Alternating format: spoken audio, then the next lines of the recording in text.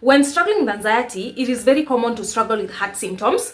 I struggle with heart palpitations, ectopic heartbeats, skipped heartbeats, chest pains, sharp pains in the heart. There are a lot of heart symptoms that someone who is struggling with anxiety can suffer from. But in this particular video, we want to focus on heart palpitations. I'll make a video about heart symptoms on another video, but today we're going to talk about heart palpitations. If you're watching this video and you struggle with heart palpitations, racing heart, high heart rate, can you raise your hand in the comment section? Use that emoji of raising your hand in the comment section, because most, or rather 99% of people who struggle with anxiety, they struggle with heart palpitations, and it was a struggle for me too. It was one of my scariest symptoms, and it is because I was not understanding what was happening. Heart palpitations only scared me when I didn't understand what was happening, when I didn't understand what is happening with your heart, when I didn't know better. That's when heart palpitations scared me. But when I knew, once I understood fear, once I understood how anxiety was, how anxiety works, how the body and mind works,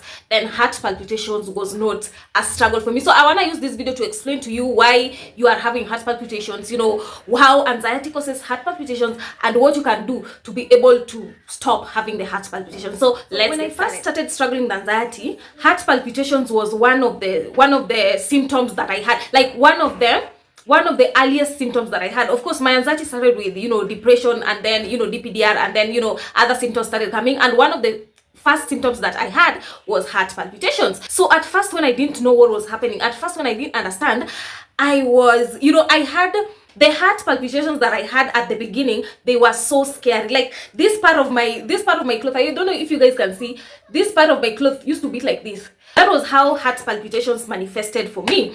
And I went to the hospital. Of course, when you are having heart symptoms, the diligent thing that you're going to do, because they are scary, the diligent thing that you're going to do is to go to the hospital. I went to the hospital. I did ECG. I did echo. There's nothing that I didn't do. Pictures of my heart were being taken. And after doing all the tests, after every picture was being taken, after the echo, after the ECG, the tests were coming out normal. Like, the doctor could tell me, like, there's nothing wrong with your heart is fine. He could even show me the results, like, these are the results. Still, I did not believe. With anxiety, you kind of experience intrusive thoughts. Now I was thinking, okay, maybe he doesn't know what he's saying. Maybe, he missed something. And it can lead you to now you are visiting different hospitals. Now you're visiting different doctors because you still don't believe. And when you're struggling with anxiety, you're always going to have the intrusive thoughts. You're going to always have the what if thoughts. Okay, what if it's this? What if it's not only heart palpitations? And it's very common. So me, what I used to do, they have given me the results, like nothing is wrong with my heart. I take a picture of the results, put it on Google, and still Google could tell me nothing is wrong with my heart. And by the way, avoid Google by all means. Avoid Google. When struggling with anxiety, Google is your enemy, because Google is a recipe for disaster when struggling with anxiety, because you're gonna Google this, you are having heart palpitations from anxiety. You Google it, Google is telling you have, you have this big illness. It can even tell you have cancer. It can tell you, you have hepatitis B. You have something that does not exist. Once you have been to the doctor and every test has been done, your heart has been checked, go to the hospital at first, do all the tests. And by the way, time you're watching this video, I know you have visited many hospitals. After getting checked by a professional and everything comes out normal, know that you are struggling with anxiety. It is not anything else, because anxiety is gonna convince you that it is something else apart from anxiety. Me, I thought I had cancer. I thought I'm gonna have a heart attack. I thought I'm gonna have stroke. And anxiety knows how to latch on these big illnesses, and all along you're just struggling with anxiety. I remember my heart could beat up to 155. You can imagine like how high it went, like up to 155. So of course this made me scared. I go to the hospital. I was visiting hospitals, I don't know 4 times a week. I visit the hospitals, they tell me like nothing is wrong with me. And because I didn't know better, I go to another hospital, the tests are just the same, like everything comes out normal. I go to another doctor, everything is coming out normal. Then I ask myself like, okay, what is it? Then I come, because at this time I was still not understanding what is happening. I Google my symptoms. Do not Google your symptoms. I repeat this with hesitation. Do not Google your symptoms. Google is gonna convince you that you have something else apart from anxiety. And when you Google your symptoms, it tells you that you have let's say you have even cancer. You get stressed, you worry more, anxiety ramps up. More of the anxiety, that means more more heart rate, the dizziness, the difficulty in breathing, and now you're in a loop. High heart rate, you Google, you find that it is high, more worry, more stress, anxiety ramps up. Again, when anxiety ramps up, you're gonna have a higher heart rate, you're gonna have more anxiety. So you see, you are in a loop, you are in a disordered loop. So the thing is to, first of all, do not Google your symptoms. Another thing, a common mistake that I find from most anxiety sufferers is checking their heart rate. Someone is always just using their hand to check their heart rate. Someone is having a heart monitor. Those things keep you in the cycle, because you're gonna check, you're gonna find that your heart rate is high. You worry more, you stress more, anxiety ramps up, more heart rate, more stress, anxiety again ramps up. So stop it at Googling, stop it at checking your heart rate, because once you understand how anxiety works, once you understand how the body and mind works, you'll know that high heart rate is a common symptom of anxiety. And when let me give you a best example for this, so that you can understand that this is a symptom of fear. When you see a tiger, or when you see a snake, or when you see a lion, something that you fear, what happens? What are the physical symptoms that you're gonna have? What are the thoughts that you're gonna have?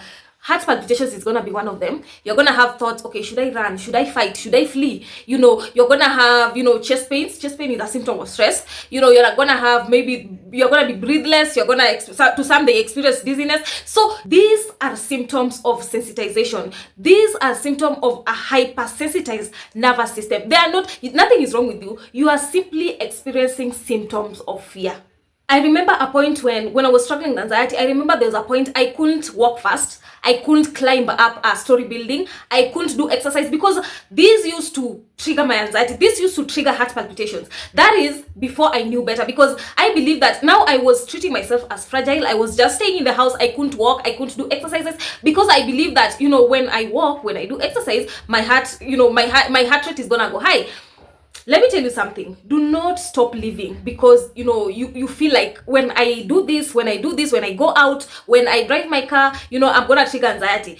For you to be able to overcome these symptoms, for you to be able to overcome anxiety, you have to live your life first. And when you live your life, you live like a normal person outside there. If exercise is your thing, go and do it. If you can't stop climbing up your apartment because you are afraid you're gonna have high heart rate. No. And at some point, I even advise my clients that, okay, not at a beginner level, but once you have struggled with this anxiety, because I struggled with anxiety for 6 years. Once you have known the principles of anxiety recovery, once you have understood how anxiety works, once you have understood how the body and mind works, once you know, like, these are symptoms of a hypersensitized nervous system, and for me to be able to overcome them, I should be able to acknowledge them, allow, accept, and, face my fears, live my life. So even doing the exercises, even, just walking is good for someone, struggling with anxiety, because you are facing your fears. If you walk fast, if you do exercises, your heart is gonna beat. And for you to be able to overcome, something like heart palpitations, you have to face it. Don't try to make it go away. That's the reason why you still have it. You have been fighting for years.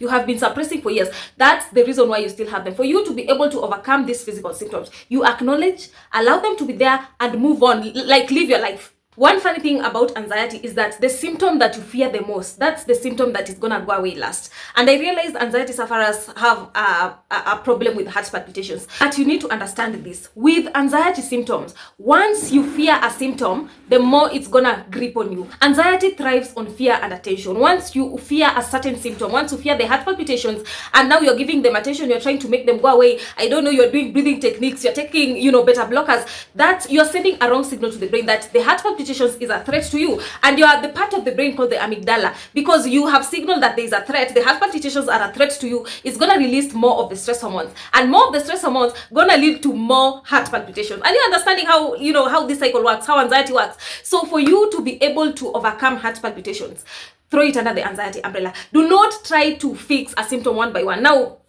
let's say you're struggling with, the heart palpitations, you're having the chest pains, you're having the dizziness, you're struggling with breathing issues. Now you're starting to fix them one by one. No, all those, it's like having a flu. When you have a flu, you're gonna have, a number of symptoms. You're gonna have headache, you're gonna have fever, you're gonna have sweating. Are you now fixing the fever, headaches? No, all these symptoms belong under the umbrella of flu. When you fix the flu, the symptoms are gonna go away. The same with anxiety, the same with heart palpitations. Once you focus on healing, once you focus on regulating your nervous system, once you focus on overcoming anxiety, all those other symptoms will fade away. So do not just solely focus on overcoming heart palpitations. You're gonna waste your time. All these symptoms belong under the anxiety umbrella, and as you heal, the heart palpitations are also gonna fade away. Carl Jung says, and you'll hear me repeat this in a couple of my videos, he says, what you resist persist. You have been resisting heart palpitations for a long time, and that's the reason why you still have them up to this point. And if you continue resisting it, probably in the next 2 years we'll still be having the same conversation of heart palpitations. How do I overcome this? How do I overcome this? So for the only way out is through. Feel it to heal it. If you try to fix it, the more it's gonna be there, the more you're gonna struggle with it. If you've watched this video up to this point, make sure to like, comment, subscribe, and share. If you have something that you'd like me to talk about, drop it in the comment section. Let's see each other on the next video. Bye.